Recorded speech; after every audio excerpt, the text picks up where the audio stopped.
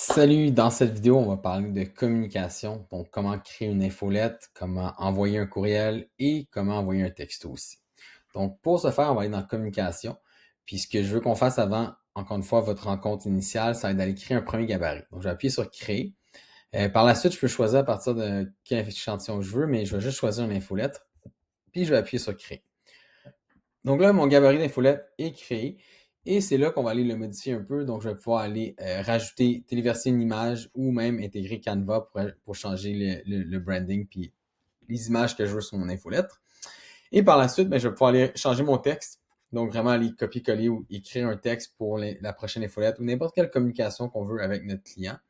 Puis le bouton, ben, c'est là qu'on va dire, hey, je veux, mettons, ça pourrait être, remplir un sondage. Et là, je peux envoyer un lien vers votre site web, vers son site web, ou aller choisir un formulaire dans Active Messenger.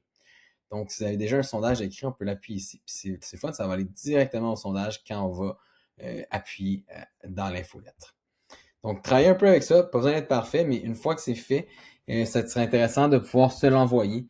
Donc, si vous appuyez sur envoyer, vous allez pouvoir dire je veux m'envoyer à moi, puis faire un test pour faire l'envoi de votre côté. Rendu ici aussi, on peut même regarder, mais vous allez aussi aller les textos. Donc, c'est aussi ici qu'on va aller dans la communication. Souvent, ça va être du non-marketing. Puis on va dire, hey, je vais envoyer un texto. Puis là, on va pouvoir aller choisir des gens qui ont rempli un formulaire ou des listes qu'on a importées.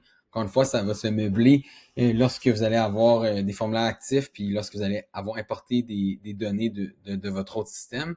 Mais c'est comme ça qu'on va aller pouvoir aller créer et envoyer des courriels avec Actively Messenger.